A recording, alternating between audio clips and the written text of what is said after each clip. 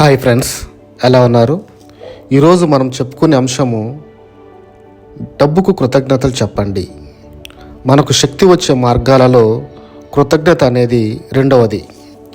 ఇంతకుముందు నేను చెప్పినట్టు మొదటి 10 వీడియోలు మనలోకి శక్తి వచ్చే మార్గాలు, తర్వాత వచ్చే 9 వీడియోలు మనలోని శక్తిని ఉపయోగించుకొని మనకు కావాల్సింది ఎలా సృష్టించుకోవాలో తెలియజేస్తాను.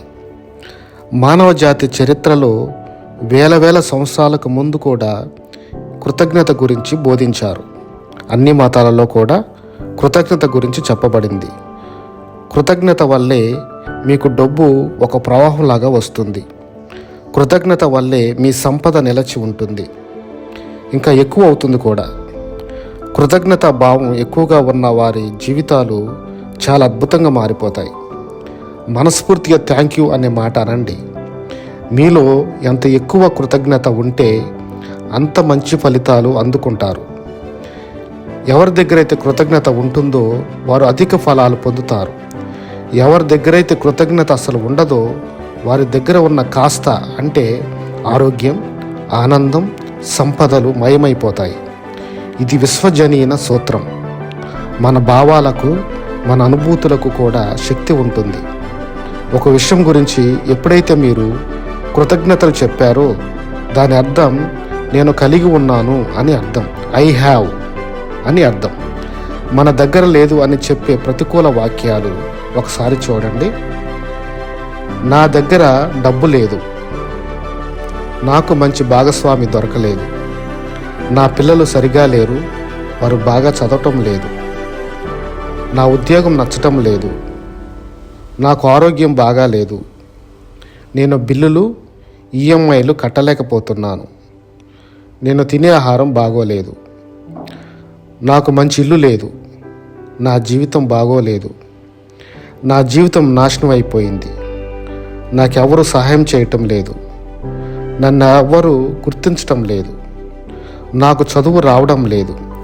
ఇలా మీరు అంటున్నారంటే పై వాక్యంలో చెప్పినట్లు లేని వారి నుండి కూడా ఉన్నది కూడా మాయమైపోతుంది. ఉన్నవానికి మరి ఇంకా ఇవ్వబడును, అదిమి పొంగి పొర్లిపోవు నిండి కోలమానం ఇవ్వబడును అని చెప్పబడుతుంది. ఉంది అని చెప్పి అద్భుతమైన వాక్యాలు చూద్దాం ఒకసారి. నా దగ్గర డబ్బు ఉంది, కృతజ్ఞతలు. నాకు మంచి భాగస్వామి దొరికింది లేదా భాగస్వామి దొరికాడు, కృతజ్ఞతలు. నాకు మంచి పిల్లలు ఉన్నారు, వారు బాగా చదువుతున్నారు, కృతజ్ఞతలు. నాకు మంచి ఉద్యోగం లేదా వ్యాపారం ఉంది, కృతజ్ఞతలు. నాకు మంచి ఆరోగ్యం ఉంది, కృతజ్ఞతలు. నేను ఎక్కడికి వెళ్ళినా మంచి భోజనం ఉంటుంది, కృతజ్ఞతలు. నా అవసరాలు, నా కుటుంబ అవసరాలు సరిపడా డబ్బు నా దగ్గర ఉంది, కృతజ్ఞతలు. నాకు మంచి ఇల్లు ఉంది, కృతజ్ఞతలు. నాకు అందరూ అన్ని వేళలా సహాయం చేస్తారు, కృతజ్ఞతలు. నేను జ్ఞానాన్ని, చదువులను కలిగి ఉన్నాను, కృతజ్ఞతలు. ఎప్పుడైతే మనం ఈ అద్భుతమైన వాక్యాలు పలుకుతామో అవి ఇంకా మనకు సమకూర్చబడతాయి. ఇంకా ఉదయం లేచిన దగ్గర నుండి ఇలా చెప్పుకుంటూ పోతే మన జీవితం ఇంకా అద్భుతంగా, ఆనందంగా తయారవుతుంది. చక్కటి నిద్రనిచ్చిన మంచానికి, గాలినిచ్చిన ఫ్యాన్కి, నీరునిచ్చిన ప్రకృతికి కృతజ్ఞతలు.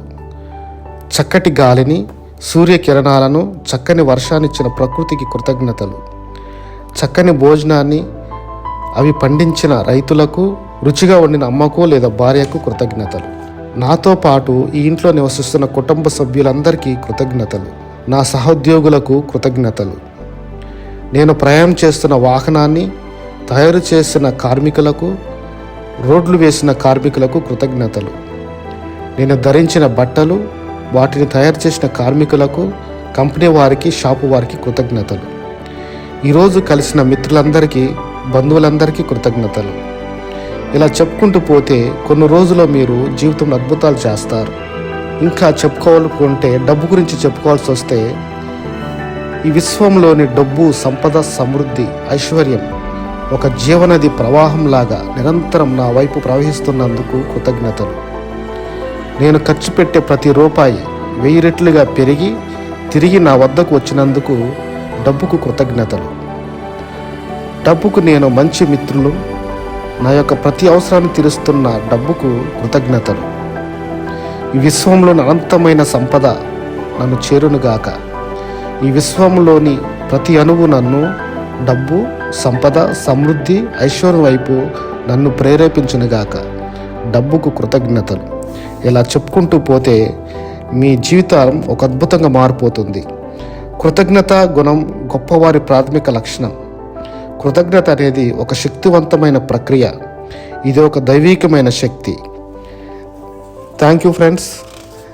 Kindly do subscribe, like and share this video. Thank you very much.